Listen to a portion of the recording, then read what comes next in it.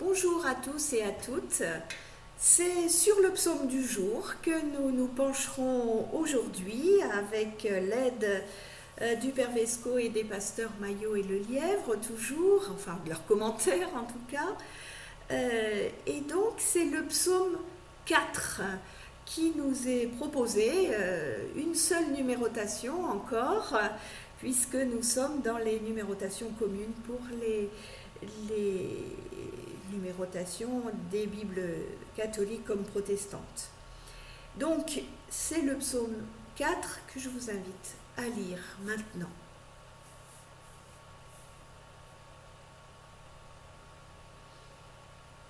Voilà donc un psaume qui affirme la sérénité du croyant dans une situation de détresse. Il est bien sûr difficile de savoir dans quel contexte historique ce psaume se place. Mais comme pour le psaume précédent, le psaume 3, le psalmiste en tout cas s'affronte à l'adversité. Mais n'est-ce pas le cas de toute vie humaine ? Dans la suite de ce psaume 3, dont nous pouvons penser qu'il évoquait la poursuite de David par son fils Absalom, certains ont pu voir ici une exhortation adressée à ces hommes de haut rang qui s'étaient ralliés à Absalom contre son père et qui seraient ainsi invités à se détourner du mensonge. Certains auteurs ont même pu lire ces deux psaumes 3 et 4 comme une seule prière, avec des correspondances effectivement qui sont assez manifestes. Ils sont surabondants ceux qui disent, dit le psaume 3, pas de salut pour lui. Au psaume 4, ce sont ceux qui demandent qui nous fera voir le bonheur qui sont surabondants. Dans les deux cas, la confiance du psalmiste en son Dieu est absolument remarquable. En opposition avec ceux qui doutent que Dieu puisse leur donner le salut ou leur procurer le bonheur. Dans les deux cas, il appelle son Dieu avec la ferme assurance que celui-ci lui répond. Et c'est cette absolue confiance, cette sérénité qui est la note dominante de ces deux psaumes. Et dans les deux cas, il s'endort avec confiance. Regardons quelques petites subtilités de traduction induites par le renvoi dans le Premier Testament d'un texte à l'autre. Ce psaume est un appel à Dieu qui nous rappelle la bénédiction sacerdotale d'Aaron dans le livre des Nombres, au chapitre 6, verset 25. Que le Seigneur fasse rayonner sur toi son visage. C'est une bénédiction qu'on connaît bien. La lumière du visage, eh bien, c'est le sourire, signe manifeste de bienveillance envers celui auquel il s'adresse. Une façon d'affirmer de la part du psalmiste que Dieu regarde ses fidèles avec un visage souriant. Je trouve ça très joli, ça induit la bienveillance de Dieu pour chacun et chacune d'entre nous. Ce psaume est aussi une exhortation envers celles et ceux qui doutent que le Seigneur puisse leur donner le bonheur. 6 impératifs sont adressés aux fils d'hommes, ceux qui sont dans le doute, se détournent de Dieu pour aller vers les idoles, désignés par la vanité ou la vacuité. Vous savez que l'un et l'autre sont très proches, et le mensonge. Ce qui est vain, c'est ce qui est vide. Une idole, donc, c'est ce qui est vide et qui ne peut pas tenir ce qu'elle promet puisqu'elle n'a pas d'existence.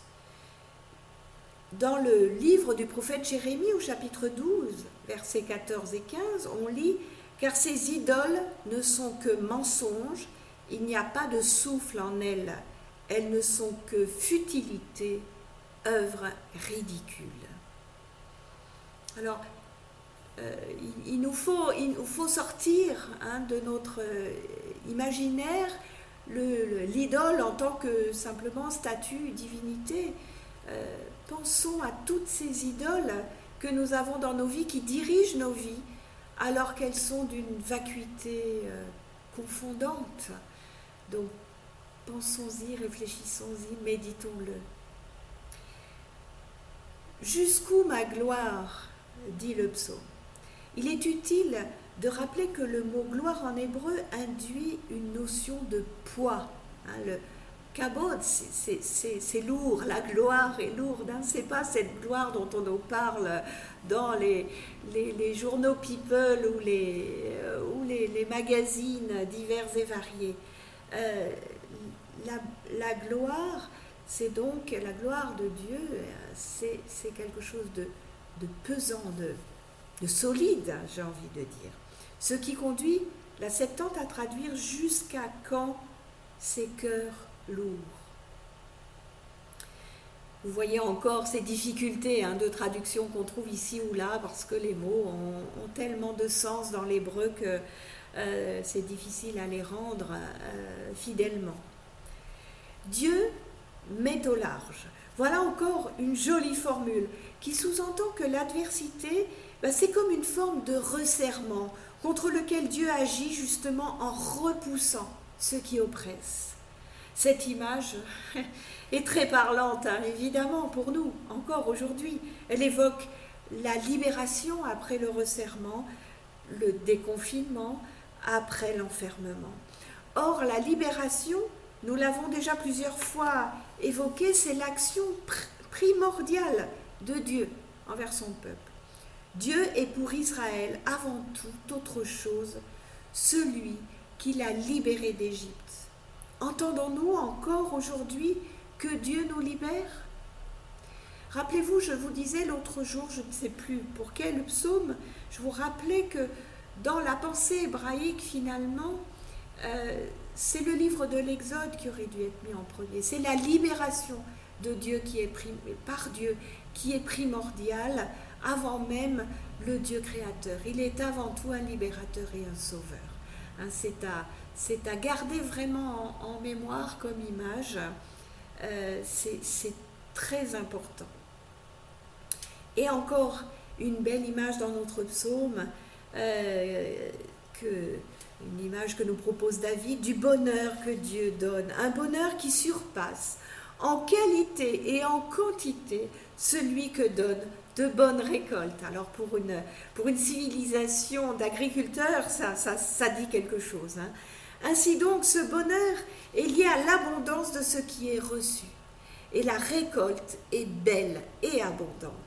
Il y a de la joie, il y a un sentiment de sécurité face à l'avenir, et il y a aussi de la reconnaissance. Tous ces aspects peuvent se retrouver dans le bonheur que Dieu promet et procure aux hommes fidèles. L'homme fidèle, enfin l'humain fidèle, parce que la femme a le droit de l'être aussi, est celui ou celle donc, qui reste lié à Dieu. Dans les autres psaumes du psautier, cette qualité est liée à l'action de grâce, à la prière. Il est serviteur de Dieu, elle est servante. C'est un juste qui agit selon les impératifs divins.